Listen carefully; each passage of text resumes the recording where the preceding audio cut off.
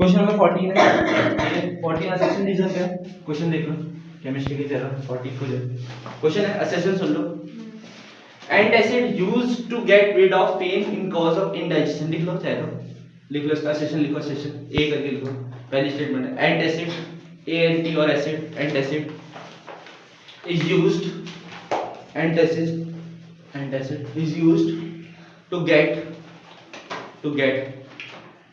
rid of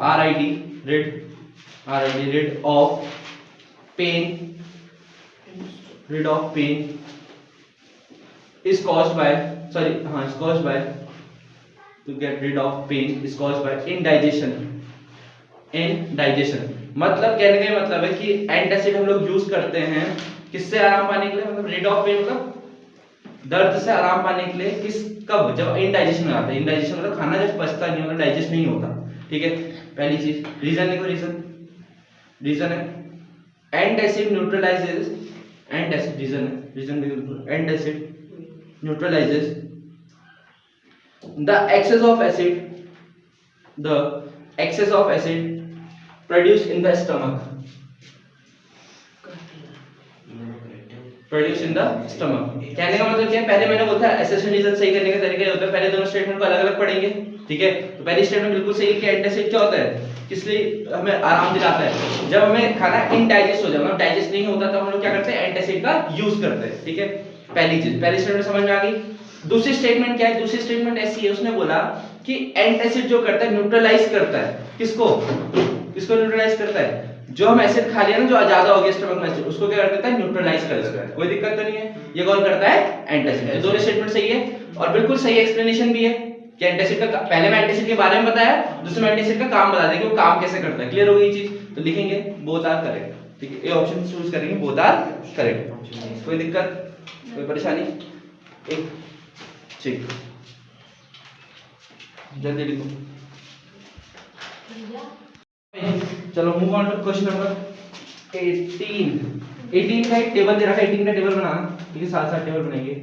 18 में ऐसे लिखा हुआ, पीरियड लिखे हुए इधर, पीरियड लिखे 1 2 3 4, ऐसे क्वेश्चन आते हैं पेपर में, याद रखना इस चैप्टर से। मैंडली वाला पीरियड टेबल वाला चैप्टर नहीं है, उसी वाला क्वेश्चन आते हैं। तो ये पीरियड दे रखा है, ग्रुप 1 और ग्रुप 2 है, ठीक। अच्छा ऐसे लिखा रहा हूं, चलो कोई नहीं, 1 2 ठीक। ए के ब्रैकेट में 3 लिखा हो, यहाँ ई है ब्रैकेट में 4 लिखा हो, बी सी डी, बी में लिखा 11, यहाँ 19, 37 37 यहाँ, A F G H, F में 12, जी में 20, इसमें 38। इतना समझ आ गया। क्वेश्चन दिख गया, ये टेबल दे दीजिए, ठीक है। अब ये करके सारे पार्ट सॉल्व करते हैं, बहुत इजी क्वेश्चन होगा, ठीक है। ध्यान से देखिए, तो है क्या, कंडीशन ऐसी है कि ये हमारे पीरियड के नंबर दे रखे, कि first period, second period, third fourth period दे रखे, और यहाँ पे क्या दे रखा है, इनका ग्रुप का नंबर, कि ग्रुप 1 में कौन लाई करता है, ग्रुप 2 में से करके दे रखा है।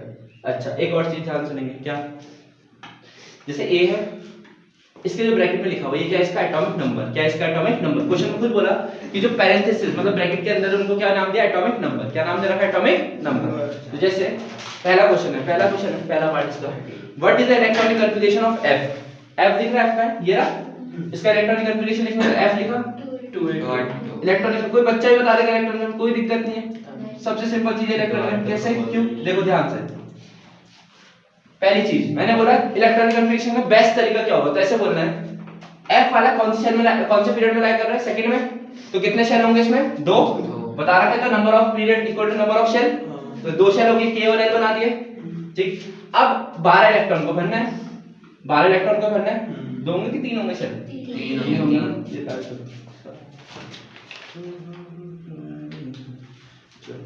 देखते हैं आगे, ठीक है।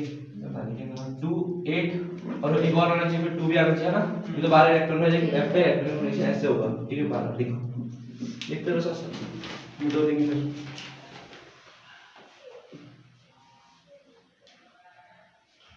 ऐसे लिख लो, लेकिन इसमें गलत कर रहा हूं, इसको सुधार लेंगे, सुधार नहीं रहा।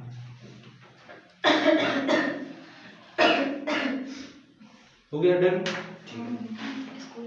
बी पार्ट एक बार चेक करा देना टीचर को। हाँ बोलना मैम क्योंकि ये लाई कर रहा है कौन से पीरियड में, सेकंड पीरियड में, तो इसके दो शेल नहीं होने चाहिए थे, पूछ लेना टीचर से, इसको क्रॉस चेक करा देना इस क्वेश्चन को। नेक्स्ट है B, what is the number of valence electron in the atom of F. F में वैलेंस इलेक्ट्रॉन कितने होंगे बच्चा बता दे, वैलेंस इलेक्ट्रॉन बता जरा देख के। दो लास्ट शेल में कितने इलेक्ट्रॉन होते हैं, वही तो वैलेंस इलेक्ट्रॉन कहलाते हैं। क्या होता है वैलेंस इलेक्ट्रॉन, लास्ट शेल में कितने इलेक्ट्रॉन है, तो इसके लास्ट शेल में कितने इलेक्ट्रॉन है, एफ के लास्ट में दो, तो इसके वैलेंस इलेक्ट्रॉन दो, नो प्रॉब्लम। नेक्स्ट है what is the number of shell in the atom F. C part F में हाँ कितने शेल होंगे, लेकिन अगर ये क्वेश्चन के हिसाब से कहे तो दो होने चाहिए क्योंकि पीरियड सेकंड है, तो एक बार टीचर से कंफर्म कर लेना ये मिसप्रिंट तो नहीं है कहीं, क्योंकि इसमें सेकंड पीरियड आ रहा है और सेकंड पीरियड में दो शेल होने चाहिए, लेकिन आंसर के अकॉर्डिंग कितना आ रहा है, 3। तो एक बार क्रॉस चेक करा इसलिए बोलो, ठीक है। अभी तो नंबर ऑफ शेल 3 लिख लो, कोई नहीं, नंबर ऑफ शेल 3 लिखना है, ठीक है।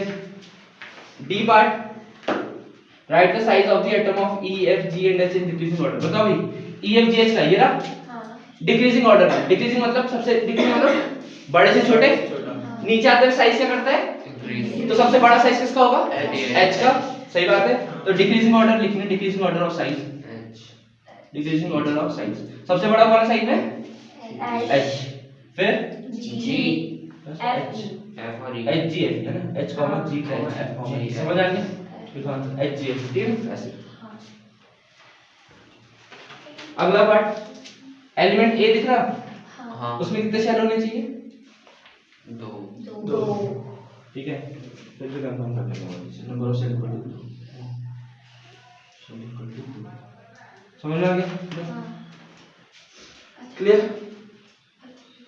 समझ में आ गया वाला क्वेश्चन, ठीक है ऐसे करना था। ये एक क्वेश्चन करना है, ऐसे बहुत सारे क्वेश्चन मिलेंगे, ठीक है मैं दूंगा अभी ऐसे क्वेश्चन देने में, ठीक है जिसमें प्रिंटेड फॉर्म में रहता है ज्यादा चीज क्या नोट कर दिया वहां पे कि अगर पीरियड में 1 की जगह 1 की जगह पर 2 होता है। अगला क्वेश्चन है क्वेश्चन नंबर 23, ध्यान सुनना।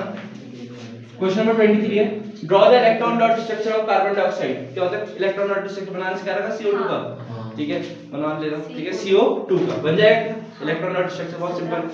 कैसे कराया था, कार्बन है, कार्बन क्लास में 4 इलेक्ट्रॉन आते हैं, तो 4 में 1 2 3 4 ऐसे बनता है।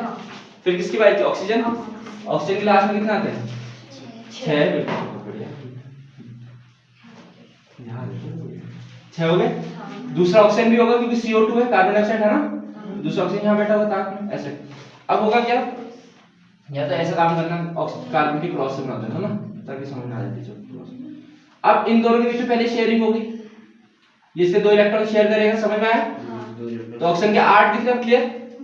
जबकि ये वाला कार्बन क्या बोलेगा, तूने मेरे 2 लिए तो मैं भी तेरे कितने लूंगा 2, तो दोनों के बीच में कितने हैं, अभी तो देखना इस तरह से भी ऑक्सीजन इसके भी लेगा, सही बात है, और यहां से वाला ऑक्सीजन इसके इनटेक करेगा, समझ में आ गया। सबके 8 इलेक्ट्रॉन होंगे, कैलकुलेट करो, सबके हो गए 8। तो बस कार्बन क्या कर रहा है, इधर वाले के साथ ऐसे करके 2 बॉन्ड बना रहा है, इधर भी डबल बॉन्ड, समझ आ गया, के इलेक्ट्रॉन क्लियर, ऐसे करके बनता है इलेक्ट्रॉन डॉट स्ट्रक्चर, ठीक है ना, बहुत सिंपल है। अच्छा ये तो इसका 23वां क्वेश्चन था, 23वें का ऊपर वाला पार्ट था, और करके नीचे वाला पार्ट और आसान है। क्वेश्चन आता है व्हाट इज होमोलोगस सीरीज। याद है होमोलोगस सीरीज जब मैंने पढ़ाया था तो 4 पॉइंट लिखाए थे उसके, हाँ। इससे प्यारा सा कुछ है नहीं, होमोलोगस सीरीज डायरेक्ट क्वेश्चन आ रहा था, तो इसका एग्जांपल पूछा हुआ, कोई बड़ी बात नहीं, ठीक है DH4 का क्या होता है, बिल्कुल सबसे एक एक करके सारी चीजें दिखाते हैं होमोलोगस सीरीज में, ठीक है ना। सबसे पहले लिखो होमोलोगस सीरीज का पहला पॉइंट लिखो, होमोलोगस सीरीज का पहला पॉइंट लिखो, डिफरेंट केमिकल से होता है, फिजिकल डिफरेंट केमिकल से होती है, बस लिखो होमोलोगस सीरीज। अच्छा नाम से जिसको नाम समझ आ गया उसके लिए आगे खाली क्लियर है। होमो मतलब सेम, जैसे होमोजेनियस पढ़ा होगा ना, तो होमो मतलब सेम होता है, ठीक है, तो बस सेम चीज को याद रखना, होमोलोगस सीरीज। तो लिखिए पहला पॉइंट, होमोलोगस सीरीज पहला पॉइंट, द सीरीज ऑफ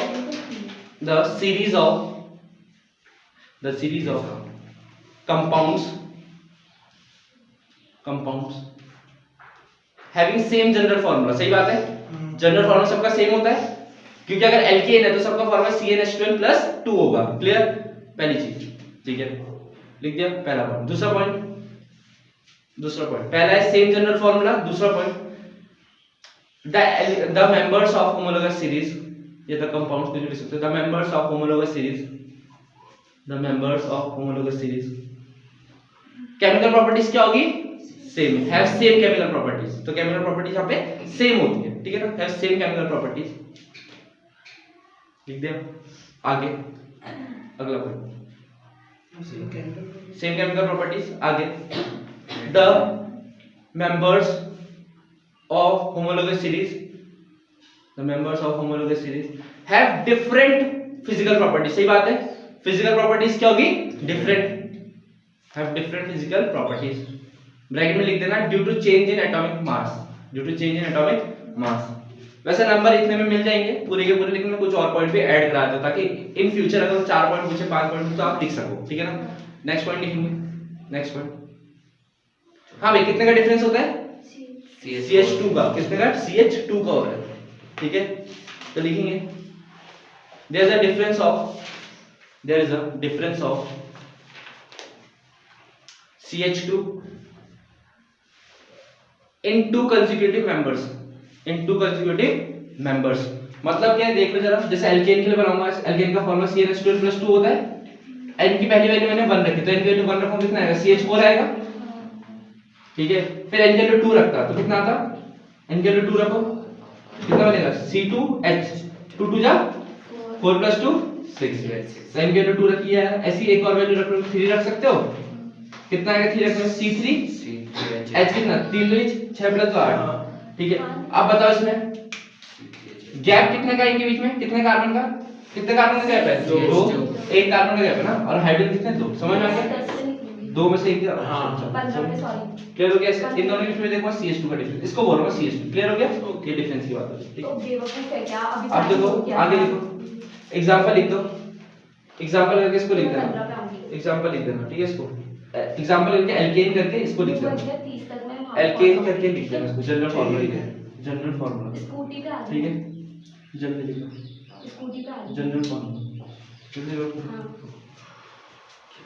हां नेक्स्ट लिखेंगे, क्वेश्चन है आ रहा है। हां ना बोल 24 क्वेश्चन है, डिफाइन एम्फोटेरिक ऑक्साइड। लिखो एम्फोटेरिक ऑक्साइड की डेफिनेशन, लिखो एम्फोटेरिक ऑक्साइड की, द ऑक्साइड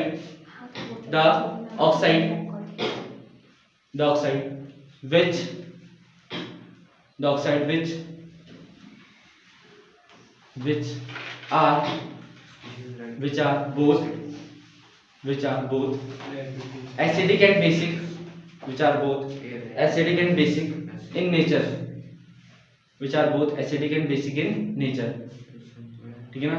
वो ऑक्साइड जो दोनों होती है, एसिडिक भी होती है और बेसिक भी होती है नेचर में, उसको क्या बोलते हैं? एम्फोटेरिक ऑक्साइड, ठीक है। एग्जांपल लिख लेना, एग्जांपल लिखेंगे Al2O3 यानी एल्युमिनियम ऑक्साइड, और ZnO यानी जिंक ऑक्साइड, तो ऑक्साइड, ठीक है ना। एल्युमिनियम ऑक्साइड और जिंक ऑक्साइड, ठीक है ना। क्लियर? ये बन गई दो, ये वाले बन गया हमारा क्वेश्चन नंबर 24, ठीक है। इसके बाद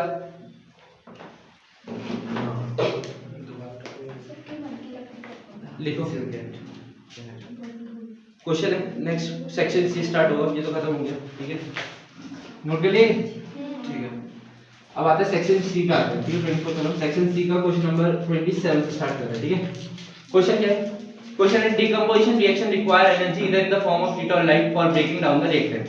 उसने बोला ये सही बात है गलत बात है कि डिकम्पोजिशन जब भी करते हैं तो हमें क्या चाहिए होता है? हीट देनी पड़ती है, या तो लाइट की फॉर्म में या किसी भी फॉर्म में हमें उसको एनर्जी देनी पड़ेगी, बस तभी तो टूटेगी कोई चीज। डिकम्पोजिशन मतलब तोड़ना, तो टूटेगी कब? जब मैं उसको क्या दूंगा? एनर्जी। अब एनर्जी किस किस फॉर्म में दे सकते हैं? तो हीट की फॉर्म में भी दे सकते हैं, लाइट की फॉर्म में भी दे सकते हैं, ठीक है, और इलेक्ट्रिसिटी की फॉर्म में भी दे सकते हैं, ठीक है। तो हमारा यही है क्वेश्चन कि किस किस फॉर्म के हर एक एग्जांपल लिखना है, बस तीनों का, ठीक है। तो स्टार्ट करते हैं, चलिए हीट की फॉर्म का बात करते हैं पहले। हीट, तो हीट का एग्जांपल सबसे बेहतर, बहुत सारे रिएक्शन में से एक रिएक्शन याद है CaCO3 वाली, इसमें जैसे हीट दूंगा तो ये बनेगा CaO + CO2, तो इसमें मैंने एनर्जी दी है, टूट गया, डिकम्पोज हो गया। पहले एक चीज थी, डिकम्पोज मतलब एक चीज से बहुत सारी चीजों का बनना, तो डिकम्पोजिशन रिएक्शन में बिल्कुल सही बात है, ठीक है। पहले रिएक्शन का एग्जांपल, ठीक है, हीट दे देते हैं, इसमें एरो के ऊपर हीट यूज करना चाहता हूं, ठीक है। हीट, कोई दिक्कत कोई परेशानी तो नहीं? हीट का आगे देना, हां बे इलेक्ट्रिसिटी में H2O का जगह कौन सा? H2O H2O बोल सकते हैं, हां। इलेक्ट्रिसिटी का बताते सारे बताते हैं, पहले ये देख लो। हीट, लाइट का एग्जांपल कौन होगा? लाइट का जो फोटोसिंथेसिस में है। फोटोसिंथेसिस में क्या होता है? ग्लूकोज नहीं, कार्बोहाइड्रेट टूटते हैं, ग्लूकोज, ऑक्सीजन और कार्बन डाइऑक्साइड, क्लोरोफिल। हाँ, लाइट का एग्जांपल देख, पहले ये नोट कर लो, लाइट इसको नोट पहले नोट। ऐसा होता है देखो, लाइट का एग्जांपल सबसे बेहतर यही होगा। कौन टूटता है, ग्लूकोज हाँ या वो नहीं, कार्बोहाइड्रेट? कार्बोहाइड्रेट टूटता है जब ग्लूकोज होता है। C12H22 कार्बोहाइड्रेट किसमें, ग्लूकोज ग्लूकोज यानी C6H12O6 हाँ, प्लस ऑक्सीजन कार्बन डाइऑक्साइड और ऑक्सीजन कार्बन डाइऑक्साइड भी रिलीज होता है, नहीं ऑक्सीजन निकलता होगा, ऑक्सीजन निकलता है। ऑक्सीजन निकलता होगा। और पहले बैलेंस कर लेते, कितने हो गए 6 12 है ना, यहाँ पे 2 लगाना पड़ेगा, कितने हो गए 12 दूनी 24 ऑक्सीजन निकलता है। देखना पड़ेगा। ग्लूकोज बनता है कि नहीं, फोटोसिंथेसिस में यहाँ पे हम लोग क्या लेंगे, हाँ carbon dioxide carbon dioxide glucose. देखो दो, एक क्वेश्चन इसका ये वाला पार्ट था, लाइट का एग्जांपल कौन सा है, AgCl, ये सबसे इंपॉर्टेंट एग्जांपल है। ये यूज होता है फोटोग्राफी में, जब इसमें लाइट पड़ती है ना, तुम देखो अगर जो फोटोग्राफर्स होते थे पुराने जमाने में क्या करते थे, क्लिप से चिपका के रखते थे फोटोज को, तो सनलाइट मारते थे, तब जाके फोटोग्राफी में यूज होती है। किसमें यूज होती है, फोटोग्राफी, ठीक है। एक ये यूज होती है बहुत इंपॉर्टेंट है, ठीक है ना, AgCl वाली। एक इलेक्ट्रिसिटी मतलब इलेक्ट्रोलिसिस ऑफ वाटर बोलते हैं इसको, क्या बोलते हैं, इलेक्ट्रोलिसिस ऑफ वाटर। पानी को अगर तोड़ना है अलग अलग, तो हम लोग क्या करेंगे, उससे इलेक्ट्रिसिटी पास करेंगे, क्या पास करेंगे, इलेक्ट्रिसिटी, ठीक है। तो ये हो गया आपका क्वेश्चन नंबर कौन सा